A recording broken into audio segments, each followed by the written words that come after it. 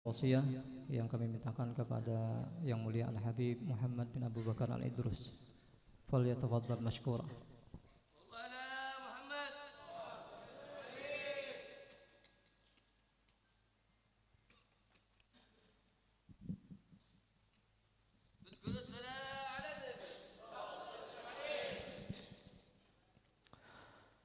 Assalamualaikum warahmatullahi wabarakatuh.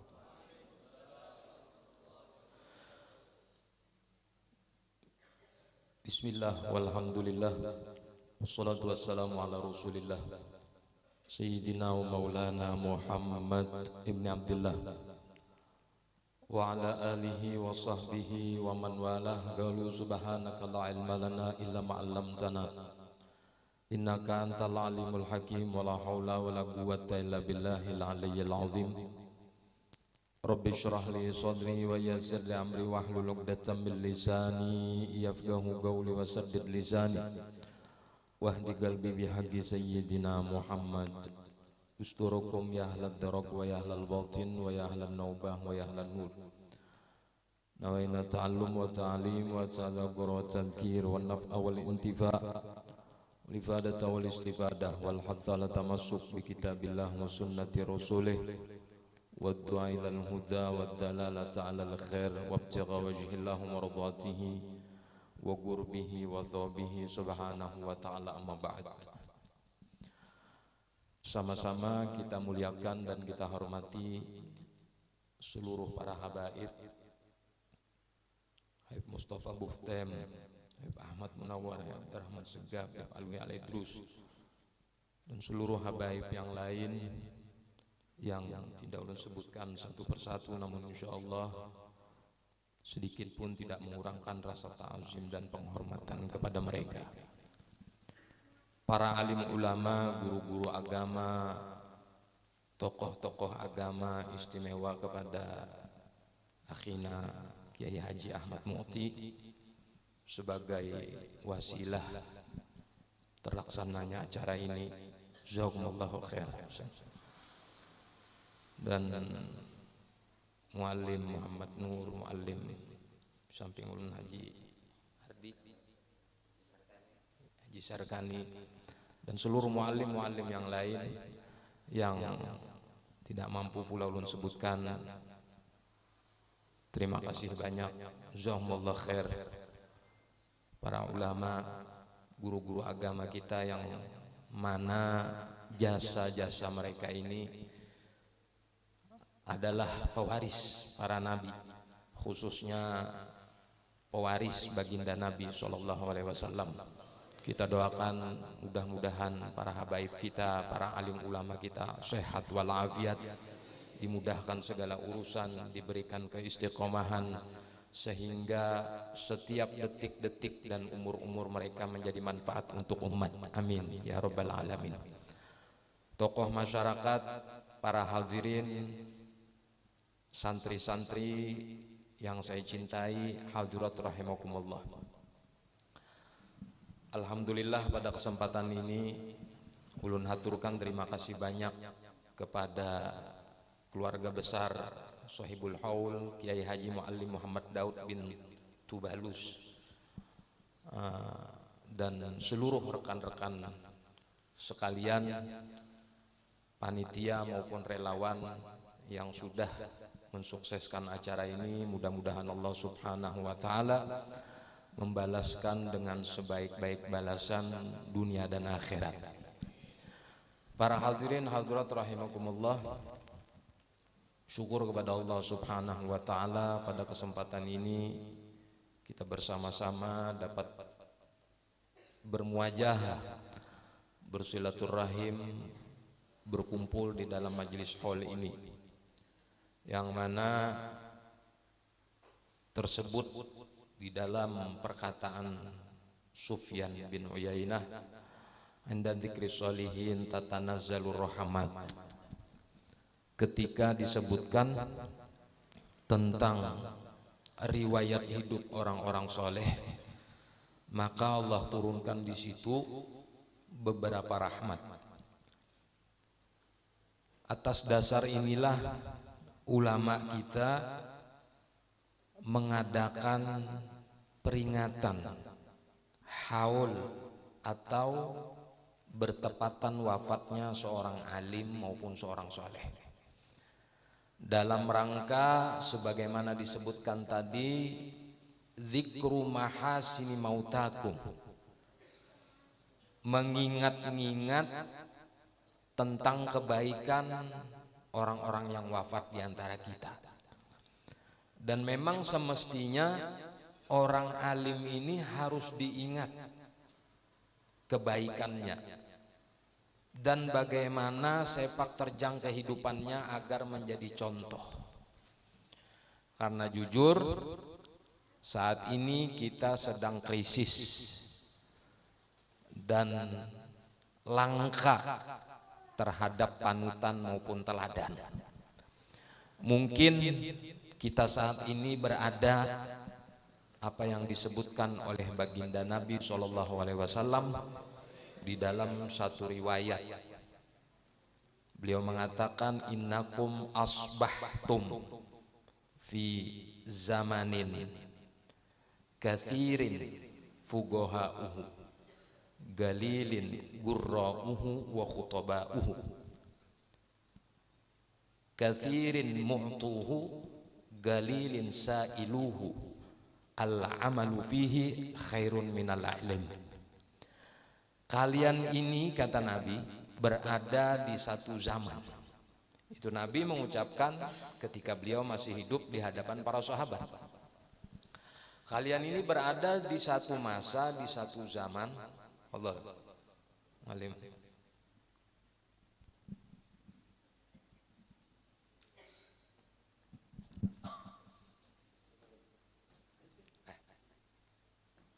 Siapa nih?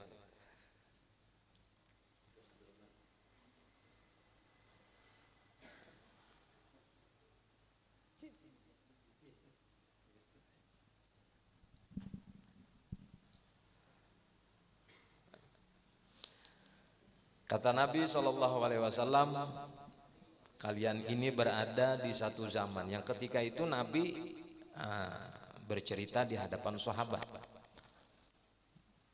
Innakum asbahtum fi zamanin kathirin fugoha'uhu. Saat ini kalian berada di satu zaman yang orang alimnya tuh banyak. Fugoha, Nabi mengistilahkan fugoha, jamak daripada faqih, orang yang mengerti dan paham tentang konteks agama. Fugoha'uhu, orang alim banyak. Galilin gurra'uhu wa khutaba'uhu, riwayatnya. Sedikit orang yang ahli bicara atau ahli pidato. Kathirin mu'tuhu, banyak yang memberi. Pemurah di masa ini, kata Nabi, banyak. Orang dermawan banyak, bahkan rebutan menjadi orang dermawan. Galilin sa'iluhu, sedikit yang ngemis minta-minta. Al-amalu fihi khairun minal ilm. Ba'amal di zaman ini, kata Nabi, lebih baik daripada menuntut ilmu yang diperlukan. Sayati 'alan nasi zamanun, akan datang, kata Nabi, satu zaman kepada manusia. Dan ini kayaknya zaman yang beliau maksud ini ya zaman kita. Kata beliau, ya'ti 'alan nasi zamanun galilun fugoha'uhu kathirun khutaba'uhu. Sedikit orang faqihnya, sedikit orang alimnya, langka orang alimnya. Kathirun khutaba'uhu, batuyuk ahli pidatonya, banyak ahli ceramahnya. Kemudian kata beliau, galilun mu'tuhu, sedikit nang pemurah. Kathirun sa'iluhu, banyak nang meminta dan mengemis. Al-ilmu fihi khairun minal amal. Ketika zaman itu datang nanti, kata Nabi, duduk duduk di majelis ilmu dan menuntut serta mengkaji ilmu dengan benar-benar lebih baik daripada sebatas beramal. Dan ini seperti yang disebutkan oleh Nabi ini benar. Ini terjadi pada kita. Fuqaha kita ini, orang alim kita ini sudah langka. Kalaupun ada jua, hanya sedikit yang tertinggal. Dan yang menjadi masalah besar, ketersedikitan dan kelangkaan ulama ini tidak dimanfaatkan oleh umat. Ini yang jadi masalah besar. Ulama kita masih tertinggal, sementara jumlah mereka sangat sedikit, tetapi tidak dimanfaatkan. Justru umat lebih senang acara-acara yang bersifat khutbah, tablik akbar, perayaan-perayaan besar. Itu lebih disenangi umat ketimbang menghadiri pengajian rutin yang isinya tentang disiplin ilmu. Itu jarang. Coba kita lihat. Hampir untuk saat ini sulit kita mendapati pengajian itu sangat banyak menandingi perayaan maupun peringatan hari-hari besar Islam. Jarang. Mungkin perspektif atau pemahaman orang berpikir perayaan dan peringatan itu kan sekali setahun, mungkin sesekali, jadi disitulah momennya mungkin untuk berkumpul orang banyak. Ya mungkin pemahaman seperti ini kita kadang menyalahkan juga. Tapi ada sesuatu yang perlu pemahaman kita tekankan, bahwa perayaan ini sekali semustahwa aja. Kadada orang alim di orang bahari itu alim gara-gara mendengar khutbah itu kadada. Hari Jumat umpamanya khotib khutbah, lalu orang tuh alim gara-gara khotib khutbah itu kadada jar orang bahari. Yang ada orang tuh berduduk di majelis begampuk lintuhut nang sebagaimana Jibril lawan Nabi yang dicontohkan dalam riwayat hadis Sayyidina Umar Ibn Khattab tentang hadis Jibril yang masyhur, yang rukbah lintuhut Jibril tuh begampuk lo Nabi nang itu orang talaki tentang ilmu, mengambil ilmu tuh kayak itu baduduk bakurina, nang baduduk bakurina aja telah serius 100% konsentrasi dipusatkan kepada ilmu, setengah aja juga dapatnya ilmu, apalagi nang bermainan, apalagi nang sebatas khutbah aja. Makanya disebutkan khutbah itu tazkir, peringatan aja. Boleh jadi orang ingat ketika di khutbah itu tadi, boleh jadi pula sesudah khutbah orang kan ingat lagi. Beda halnya dengan kita talaki tentang ilmu, mengambil tentang ilmu. Itu to be continue, jar orang tuh istiqomah. Makanya kita mendengar kisah tadi. Walaupun sudah mengajar Muallim Daud ini, tetap beliau belajar. Nah ini namanya keterkaitan antara at-ta'allum wa ta'lim ini. Dan kada semua orang mampu seperti ini. Kalau menghadiri sebuah peringatan, memberikan sebuah materi dalam ceramah atau khutbah, mungkin semua orang bisa.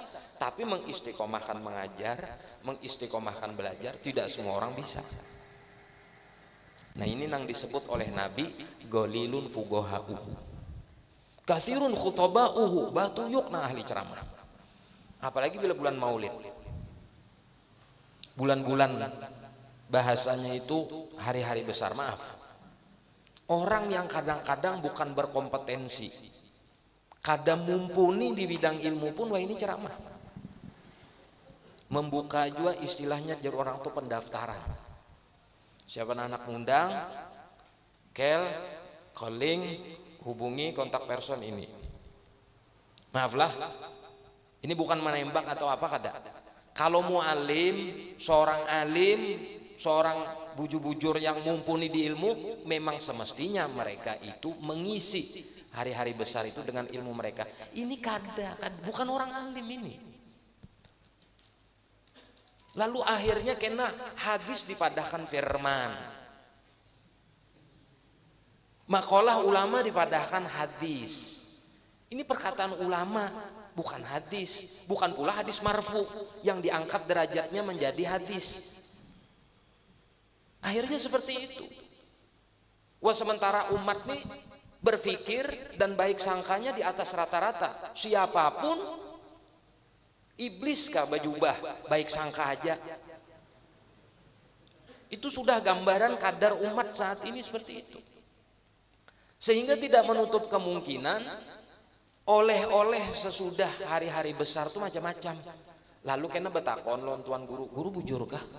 Artinya kayak ini hukumnya bujurkah bila orang sembahyang boleh aja kada menghadap kiblat karena Tuhan tuh kada bertempat juga. Padahal hal-hal semacam ini ma'lumun minad-din bid-darurah. Ini seberatan orang tahu nah ini kada perlu ditakoni lagi. Bahwa bilanya sembahyang kada menghadap kiblat kada sah. Apapun alasannya, mau tasawuf tingkat tinggi kah, mau keturunan Jibril kah, kada ada urusan.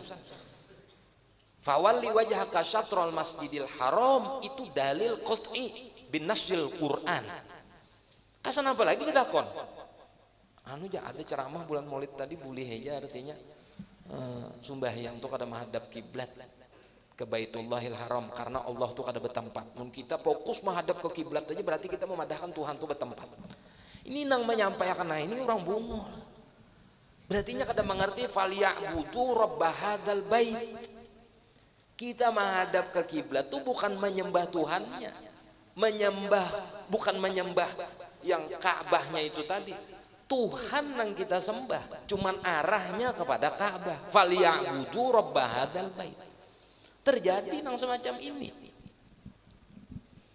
Benar apa yang disebutkan oleh Nabi. Kathirun khutoba'uhu. Dahulu zaman kita bahari, apalagi zaman guru-guru kita bahari mungkin lebih lagi. Nang alim-alim tuh kita melihat biasa-biasa aja ceramahnya. Kada rame, kada dalil, kena kaidah usul. Sampai nang mendengar nih kadang guring aja. Karena kada kawal lagi menangkap panderan sidin tuh terlalu tinggi. Orang dulu lah. Kenapa? Karena mereka tidak mahir urusan ceramah. Mereka ini mahir urusan disiplin ilmu. Bila hendak belajar, yuk belajar. Nah kayak ini. Jadi kadang-kadang ulama-ulama terdahulu nang alim-alim itu mereka pun kadang menempatkan cara mengajar tuh seperti cara berkhutbah. Jadi orang menganggap kadarami ya ceramahnya, bukan kadarami, isi sebenarnya di ilmu. Tapi orang menganggap ceramah itu nah kayak bakisah. Nah inilah yang terjadi di masyarakat kita saat ini. Katsirun khutoba'uhu, galilun mu'tuhu, sedikit nang memberi. Wah ini kita lihat. Orang nang terbuka hati dan dermawan untuk menyumbangsihkan sebahagian hartanya untuk agama itu ngalih sedikit. Kalau zaman Nabi dahulu berabut mencari orang nang menerima pemberian. Wah ini berabut mencari orang nang memberi. Yang mampu pun bepadah berhak untuk menerima pemberian. Apakan lagi yang gak mampu. Ini zamannya sudah. Galilun mu'tuhu, sedikit yang memberi, kathirun sa'iluhu, banyak yang meminta. Coba kita lihat. Berbagi zakat yang terjadi di masyarakat kita nang rancak kekeliruan. Orang sugih bacaraan. Lalu berbagi bingkisan, ada sembako, ada amplop. Jelas saja di amplop tuh tulisannya zakat tuh jelas sudah. Dibagi sidin berataan. Iya nang bisi sepeda motor 2 buah, bisi mobil menerima aja juga. Kada tahu lah pada itu tuh zakat. Ada stempelnya zakat. Mestinya kan angkat haji. Ulun kada nerima zakat karena ulun mampu. Kada berhak ulun. Karena kada masuk kategori asnaf nang 8. Nah ini kada masih jelas ya. Coba. Ini bukan masalah rakus lah. Kita tidak berbicara manusia ini dalam urusan dunia sebelatan nih kira-kira 7 duit. Kita kada bepander itu. Tapi sedangkal itu sudah zaman saat ini. Sampai-sampai sesuatu yang jelas-jelas semestinya ini harus menolak kada ditolaknya. Kenapa? Karena kedangkalan ilmu. Dikiranya menerima zakat tuh siapapun bisa menerima, asal hakon aja menerima. Khususnya istimewanya nang memang kada mampu. Nang mampu pun boleh aja juga menerima. Mungkin di pikirannya seperti itu. Karena selama orang nang mampu itu masih butuh dan memerlukan, berarti dianggap berhak menerima zakat. Mungkin seperti itu nang ada di pikirannya. Nah ini nang terjadi di masyarakat kita. Melihat kalau kita rancak, buraput orang nah hibab di muka rumah. Apalagi orang nang bagi zakat ini sugih. Nang mampu pun umpat juga. Wen alel, di mana ilmu saat ini? Diteruskan oleh Nabi, al ilmu fihi khairun minal amal. Ketika situasi saat itu terjadi, khutbah banyak, orang alim langka, nang memberi sedikit, nang meminta banyak, maka duduk di dalam lembaga ilmu lebih afdol dan lebih utama ketimbang sebatas ba'amaliyah. Jadi wahini majelis amalan tidak lebih afdol daripada majelis ilmu. Majelis dzikir, maaf, semua baik. Majelis dzikir, majelis maulid, majelis baik semua. Kadang-kadang baik, tapi lebih baik adalah majelis ilmu. Saat ini binasil ahaditsin nabawiyah, karena sebab nas dari hadis Nabi ini. Ayo coba, apa gunanya? Hal yanfa'ul Qur'an illa bil ilm, kata Nabi. Apa gunanya majelis dzikir tanpa dilandasi dan didasari dengan ilmu? Tahu berzikir aja, tahu bacaan sholawat aja, tahu bacaan maulid aja, tapi kada didasari dengan ilmu. Apa gunanya? Hal yanfa, apakah bermanfaat? Kada bermanfaat. Ma'ubidallah alal ardi, tidaklah Allah Ta'ala disembah di atas permukaan bumi ini melebihi daripada minal fiqih, daripada kepahaman tentang agama. Makanya kalau kita bertanya, siapa manusia yang dipilih oleh Allah itu baik?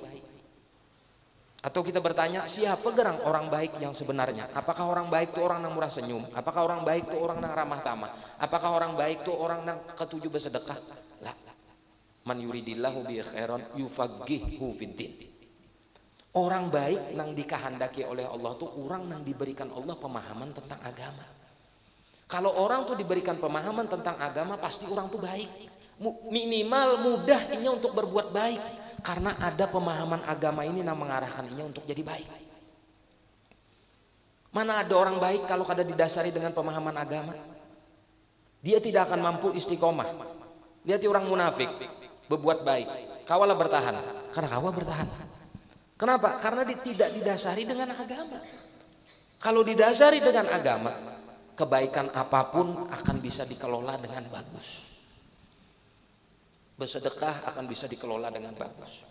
Bertahajud sebagaimana Muallim Daud tadi kada meninggalkan tahajud sampai akhir hayatnya.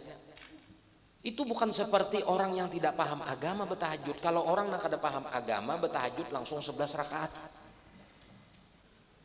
2 hari habis itu 7, 2 hari habis itu 5, 2 hari habis itu 3, 2 hari selanjutnya kada sama sekali. Itu orang bodoh, kayak itu beribadah. Langsung situ saya ini hendak banyak. Sumbayang duha langsung 8. Kalau orang alim enggak ada. Duha 2 rakaat cukup. Gabung di situ istikharah, gabung di situ isyraq, gabung di situ sembahyang hajat, gabung di situ sembahyang tobat. Sampai inya istiqomah naik jadi 4. Sampai inya bisa mampu istiqomah menghadapi situasi malas dan sebagainya, naik jadi 6, naik jadi 8. Demikianlah sampai akhir hayatnya. Kayak itu juga tahajud. Beda dengan orang bodoh. Langsung 8, hanya mendengar managib di dalam managib Syekh Saman. Misalnya disebutkan dalam managib Syekh Saman itu apa? Sebanyak-banyaknya sholat duha itu 12 rakaat dan yang terafdol 8 rakaat. Langsung sini menggawi 12. Tapi apa yang terjadi? Kada istiqomah. Iblis itu adalah makhluk nang paling jenius di atas jagat semesta alam ini. Kada ada nang kawa menandingi kejeniusan iblis kecuali hanya para nabi aja. Jadi jar iblis, cara menggoda orang ahli ibadah ini gampang benar. Ulah semangat inya beribadah, di tengah-tengah ibadahnya bikin don. Maka habis itu pasti inya kada beribadah lagi. Itu trik iblis. Beda dengan orang alim. Kalau orang alim itu melakukan ibadah atas dasar ilmu, bukan atas dasar nafsu. Kalau orang bodoh melakukan ibadah atas dasar nafsu. Hadir di majelis raramian nafsu, bila sudah kada rami, kada lagi hadir. Hadir di majelis gara-gara katuju lon gurunya, hilang katujunya, kada lagi hadir. Tapi kalau orang yang berilmu paham agama, hadir ke majelis itu memang ini kebutuhan. Aku perlu ilmu. Mau gurunya siapa, mau seperti apa penyampaian, selama itu ilmu yang membawa manfaat, aku harus hadir karena aku perlu dan butuh ilmu. Jadi kondisi seperti apapun mampu untuk istiqomah. Dan orang pun memahami istiqomah di saat ini pun banyak kada mengerti. Apa itu istiqomah? Dikira orang istiqomah itu rutin. Dikira orang istiqomah itu mudawamah. Padahal hakikat istiqomah itu bukan hanya sebatas itu. Tidak mesti orang yang rutin dikatakan istiqomah. Tidak mesti orang yang mudawamah dikatakan istiqomah. Tapi istiqomah itu adalah kekonsistenan diri. Kita tuh punya kepribadian yang bujur-bujur konsisten. Allahumma alim.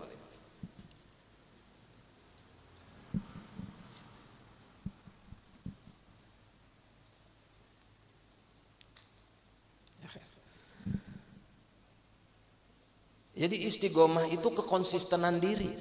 Kita perlu konsisten dalam ibadah. Kada perlu banyak tapi konsisten. Makanya kekonsistenan diri ini diabadikan dalam Al-Quran. Di dalam suratul Fatihah ayat yang berbunyi ihdinas siratal mustaqim. Tunjukkan jalan yang lurus. Itu terjemahnya.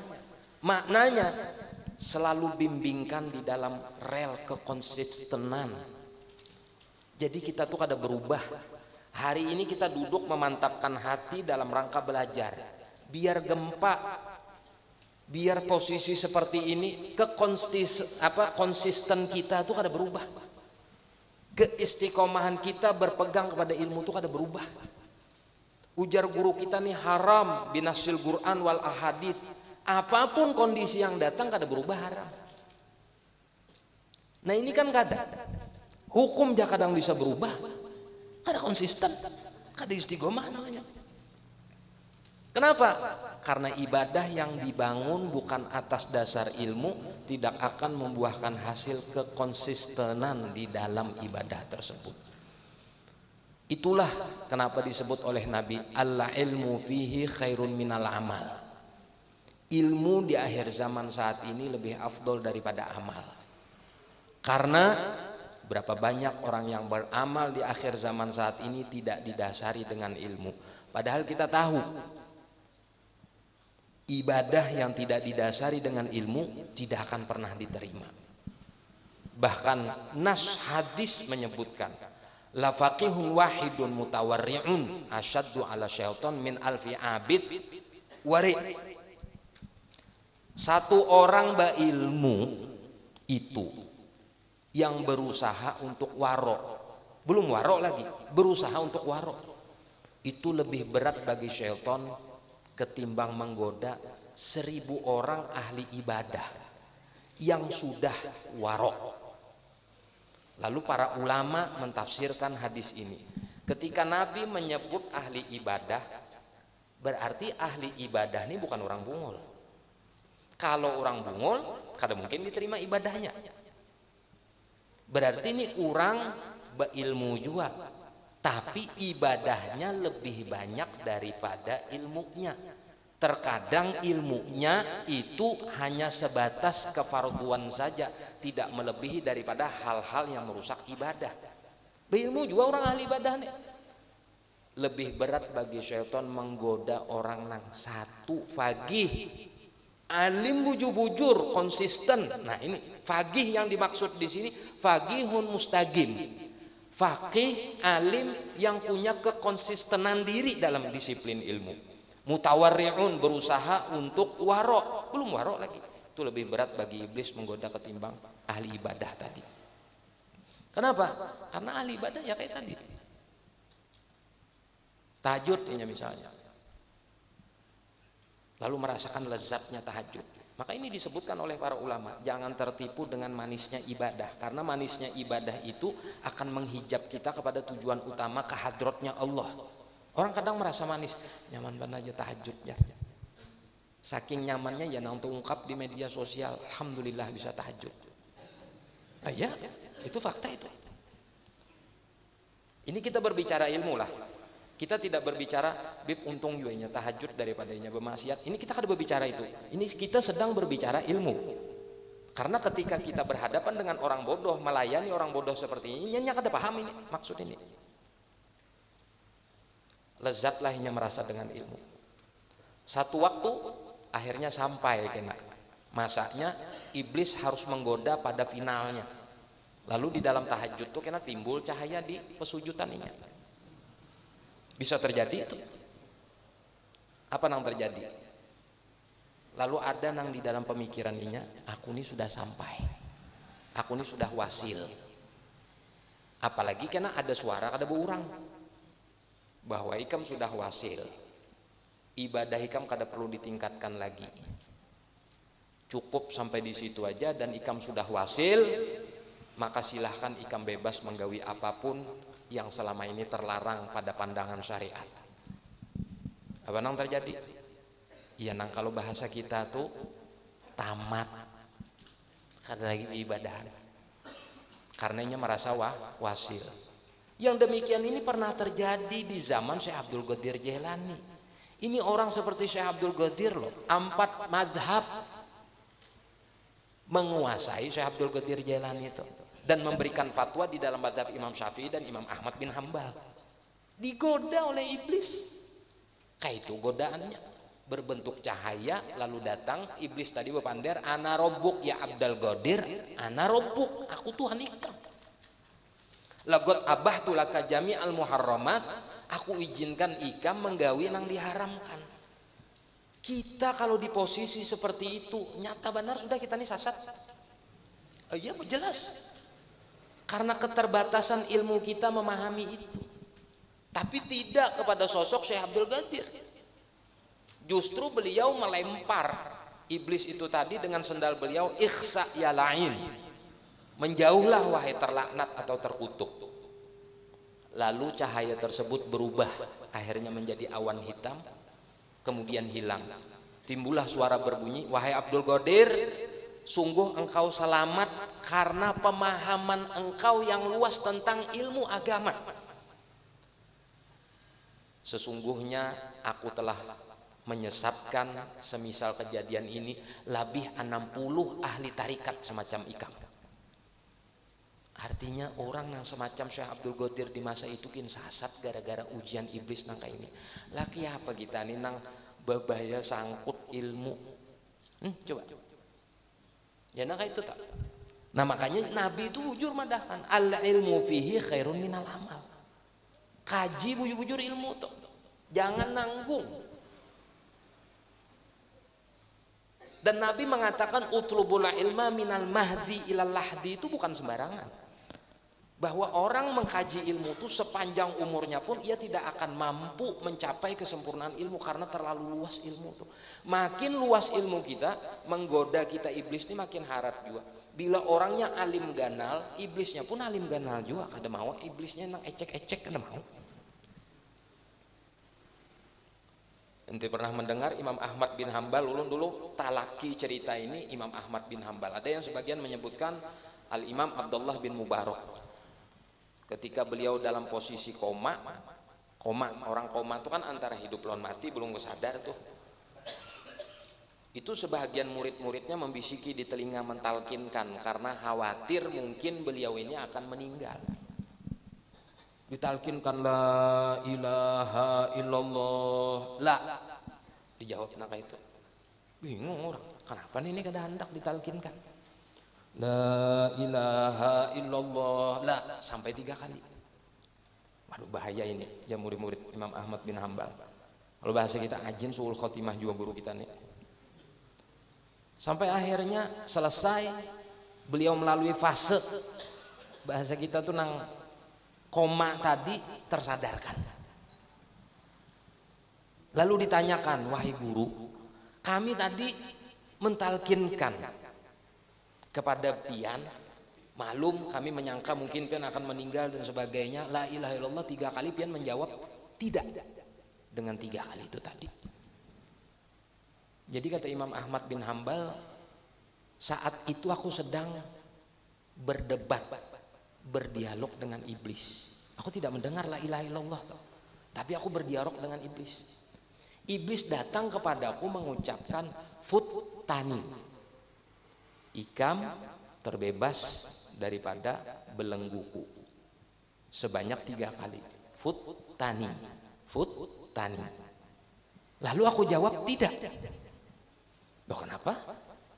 Pian jawab kada. Kan pian ini orang alim, pasti tahu itu godaan iblis. Seharusnya pian jawab ya, aku terlepas dari godaan itu. Kada. Itu pertanyaan jebakan, ujar Imam Ahmad bin Hambal. Karena iblis sedang menjebak aku agar aku menjawab iya. Ketika aku menjawab iya, ketika itulah aku akan terjerumus di dalam zona ujub terhadap diri. Ketika aku dalam posisi terjerumus di dalam zona ujub terhadap diri, ketika itu iblis berhak menjemputku dalam sakratul mautku dalam keadaan su'ul khotimah. Jadi jar murid sejauh itulah pian berpikir, iya. Karena iblis di dalam ucapannya tidak pernah tulus untuk memberi nasihat dan memuji. Makanya Imam Abdullah bin Sa'id Al-Busiri, Sahibul Burdah, apa beliau mengatakan, wala tuti' wa khalifin nafsa wa syaitana wa'sihima wa in huma mahadakan nusha fatahimi. Wa khalifin nafsa wa syaitan, jangan pernah patuh lawan nafsu dan syaitan. Wa in huma mahadakan nusha, sekalipun mereka ini tulus menasehati engkau, fatahimi, tetap curiga dan waspada. Wala tuti' minhuma khasman wala hakaman fa anta ta'rifu kaidal khasmi wal hakami. Sampai kapanpun jangan pernah menganggap nafsu dan iblis ini sebagai kawan, karena dia adalah musuh yang nyata. Dan engkau mengetahui bagaimana kriteria musuh dan bagaimana kriteria kawan. Jadi Imam Ahmad bin Hambal sangat mengetahui ini. Seakan-akan iblis memuji kapasitas Imam Ahmad bin Hambal. Ikam hebat, kawa menghindari godaanku. Kada aja Imam Ahmad bin Hambal. Kada nang dimaksud nih, kada aku nang kawa nih, Allah nang memampuakan aku. Aku nih kada mampu. Allah nang menguatkan aku sehingga aku bisa lepas daripada belenggu engkau. Iblis itu sedang menghadang, iya. Kalau bahasa kita, hebat ikam iblis, ujar iblis nih betakonon kita, hebat ikam nih jar, kada tergoda. Siapa dulu dong? Pasti kita tuh kan kayak itu. Hanya tahu kah ikam bahwa aku nih hebat? Tuh pun kita kayak itu. Itu sebenarnya yang ditunggu iblis. Dengan ucapan seperti itu, ada ujub dan sombong, ketika itulah bagi iblis mudah menaklukkan seseorang nang alim itu tadi. Nah ini nang dimaksud bahwa disiplin ilmu itu penting. Mengetahui ilmu sedetail itu tuh sangat penting. Karena apa? Tidak ada manusia yang bisa selamat daripada keadaan dan situasi serta kondisi yang berada di sekitarnya, kecuali ilmu yang menyelamatkan. Kita mungkin pernah mendengar sebuah hadis yang menyebutkan an-nasu halka illal alim. An-nasu halka, manusia itu beratan binasa, illal alimin, kecuali orang-orang yang alim. Wal alimuna halka illal amilin. Orang alim itu akan binasa juga, kecuali orang yang mengamalkan ilmunya. Wal amiluna halka illal mukhlisin. Dan orang yang mengamalkan ilmunya pun akan binasa, kecuali orang-orang yang ikhlas. Wal mukhlisuna ala khatarin azim, dan orang yang ikhlas pun masih berbahaya. Ayo coba bayangkan. Kalau kita mendalami sedetail itu tentang ilmu, pasti kita akan takut. Makanya Sayyidina Abu Bakar, para sahabat Nabi itu ketika dikabarkan tentang cerita ahli surga, ayolah cerita tentang ahli surga. Kan sahabat-sahabat nang diramalkan, bukan diramalkan oleh Nabi, dinyatakan oleh Nabi al-asyarah mubasyarah bil jannah, Abu Bakar, Umar, Utsman, Ali dan seterusnya, Sa'ad bin Abi Waqqas dan sebagainya. Itu kan dipadahkan oleh Nabi ahli surga. Tapi apakah mereka bergembira berdoa selamat? Kayak kita misalnya dipadahkan Nabi ahli surga langsung berdoa selamatan sekampungan? Ada. Justru malah kayak Sayyidina Abu Bakar, Sayyidina Utsman, Sayyidina Ali dan sahabat yang lain tuh malah menangis. Wahai Abu Bakar, apakah engkau tidak percaya dengan ucapan Nabi bahwa ikam ahli surga? Sedikit pun aku tidak meragukan ucapan Nabi bahwa Nabi itu menyatakan aku ahli surga. Yang aku takutkan ada ucapan Nabi yang tidak beliau sebutkan, yang tidak aku ketahui, ternyata itu adalah persyaratan aku ahli surga. Dan atau mungkin ada sesuatu perkataan yang tidak disebutkan Nabi sebagai jaminan aku ahli surga sampai akhir hayatku. Itu yang aku takutkan. Bujur Nabi memadahkan aku ahli surga. Mungkin hari ini aku kada tahu. Sehari, 2 hari, setahun, 2 tahun akan datang, aku tetap menjadi orang yang ahli surga. Sampai segitunya loh sahabat itu. Sampai segitunya. Bahwa mereka dijamin oleh Nabi ahli surga, tapi tetap takutan. Inilah menunjukkan kapasitas keilmuan sahabat Bahari itu dalam benar. Kita jangan nang Nabi memadahkan. Kita ini kadang-kadang memberi pemahaman seorang bahwa kita ini ahli surga. Kita nang memberi pemahaman seorang. Siapa nang belajar di majelis kuni pasti surga. Belajar ilmu lon aku nih nah, mengkawa paham. Tatak tunjukku mengkada ahli surga. Itu kita nama memahami. Bahkan kadang-kadang kita mengklaim di kampung nih kada ada nang ahli surga kecuali nang di majelis kuni aja. Nah itu loh sahabat siapa? Luar biasa. Masya Allah. Ridwanullahi alaihim. Semoga Allah meridhoi para sahabat. Seperti itu gambaran orang-orang yang berilmu ayo ikhwan. Seperti itu gambaran. Dahulu kita mendapati orang berilmu itu tukang sampah berilmu. Hari zaman kita masih sekolah dulu, guru-guru kita bercerita di Tarim Hadramaut di masa dahulu. Kadang-kadang tukang sampah mukasyif, kasyaf, hafidul Quran. Itu tukang sampah kayak panang alimnya. Masa wahini langka. Ya jadi kita langka jenisnya. Dengarkan kisah riwayat orang-orang alim Bahari itu tujuannya ya ini. Yang sebagaimana disebutkan tadi, tetap belajar. Bukan berarti mentang-mentang sudah harat mengajar, harat berceramah, kada hendak lagi belajar. Ada. Tetap. Sayyid Muhammad Maliki itu, Sayyid Muhammad bin Alawi Al-Maliki, kemana-mana tuh membawa pulpen lo notes. Kenapa? Karena kalau silaturahmi, berdapat ulama, tetamu ulama, ada faedah dicatat. Itu ulama dahulu bercatat. Itu Sayyid Muhammad loh, muhadditsul Hijaz, orang ahli hadis, alim, imam ahlu sunnah wal jamaah, talamidnya kathir, muridnya sing banyak kan menyebar di Indonesia, di Nusantara nih, belum lagi di luar. Alim luar biasa, karangannya luar biasa, bahkan yang populer Mafahim Yajibu Antusoha, karangan beliau ini nang membantah seluruh pemahaman orang-orang yang memadahkan gawian-gawian ahlu sunnah itu bid'ah. Tetap kemana-mana membawa pulpen lo notes. Lagi kita nih alim gak ada harus bawa pulpen. Model tagas cerdas benar nang bila disampaikan tuh langsung masuk ke otak. Ada ini orang alim loh seperti Said Muhammad bawa notes bercatat. Belang ada orang alim bercatat.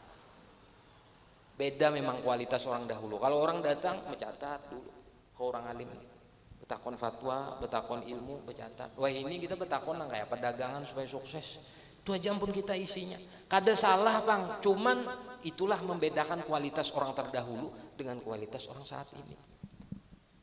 Nah oleh karena itu ayo ikhwah, melalui perayaan dan peringatan hall ini sebagai bentuk ekspresi kita memperpegang teguh tentang disiplin ilmu daripada warisan baginda Nabi SAW. Ayo kita hidupkan majelis-majelis ilmu. Kita hidupkan lembaga-lembaga pendidikan ilmu.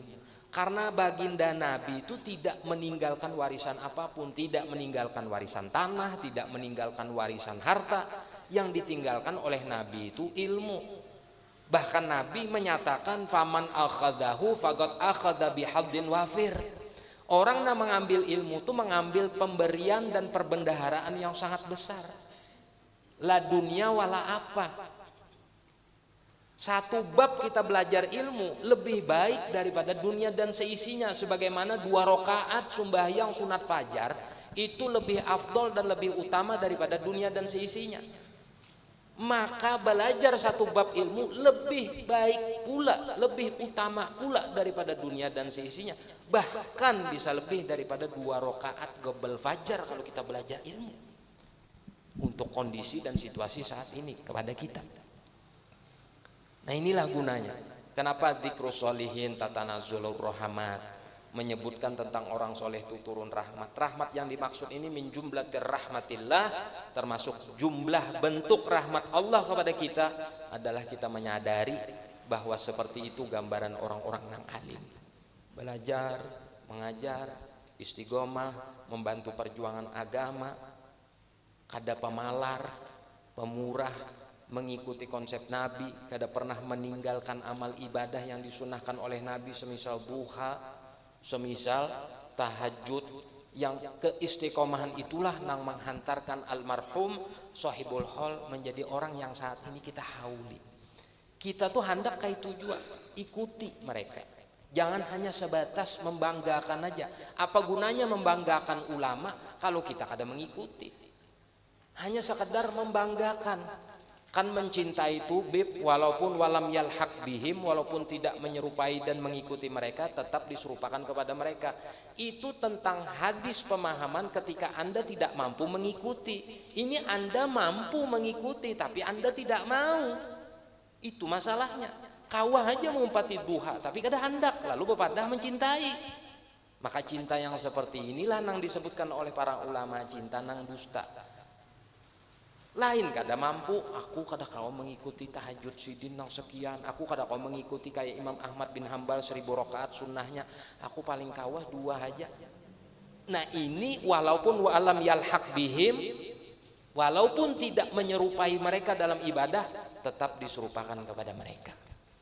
Ini yang dimaksud daripada hadis Nabi SAW, bahwa ada sekelompok kaum yang mencintai orang-orang soleh, sementara mereka tidak sama dalam amalan. Apakah mereka tetap diserupakan? Tetap, kata Nabi berdasarkan hadis, almar'u ma'aman ahabba, seseorang bersama orang yang dicintai. Tetapi seseorang yang bersama orang yang dicintai ini, selama ia ada kemampuan untuk mengikuti, maka ia akan masuk dalam zona dan ranah itu. Tetapi kalau tidak ada kemauan untuk mengikuti, meskipun mencintai, patut diragukan rasa cinta tersebut terhadap orang itu. Para hadirin hadirat rahimakumullah, mungkin ini yang bisa ulun sampaikan, sekedar penambahan aja daripada apa yang disampaikan guru kita Muallim Ahmad Mu'ti tadi, tentang bagaimana orang yang alim itu semestinya yang harus dilakukan. Meskipun inya mengajar, inya tetap belajar. Ini hanya sekadar penambahan daripada pemahaman itu. Mudah-mudahan bisa diambil intisarinya dan menjadi oleh-oleh kita nanti setelah pulang dari tempat ini. Semoga Allah Subhanahu wa ta'ala menganugerahkan kepada kita hidayah, taufik dan istiqamah sampai akhir hayat kita dalam keadaan husnul khatimah, dan senantiasa Allah Subhanahu wa ta'ala memberikan dan mengabulkan hajat-hajat baik kita, hajat baik agama, dunia dan akhirat kita. Segala urusan kita dimudahkan oleh Allah. Allah sembuhkan segala penyakit kita zahir dan batin. Allah sehatkan dan Allah afiatkan kita semua, khususnya para habaib kita, guru-guru kita, sehingga kita selalu bisa senantiasa mengambil manfaat ilmu mereka sampai akhir hayat kita. Dan mudah-mudahan perkumpulan kita ini menjadi sebab turunnya rahmat, keberkahan, dan disampaikan pahala kepada Sohibul Hol, Tuan Guru Kiai Haji Muhammad Daud. Semoga beliau dijadikan kuburannya Rawdatun min Riyadil Jinan, kebun daripada kebun-kebun surga. Dan mudah-mudahan pula perkumpulan kita ini kita niatkan menjadi sebab pertolongan dan bantuan kepada saudara-saudara muslimin kita di Palestina sana, yang mereka dalam situasi keadaan saat ini terjepit oleh keadaan atau serangan daripada musuh-musuh Allah dan musuh Rasulullah, yaitu Zionis Israel. Semoga Allah memenangkan para mujahidin yang memperjuangkan kehormatan agama Islam dan memperjuangkan daripada kehormatan kaum muslimin di Palestina sana berkat perkumpulan kita ini. Amin ya rabbal alamin.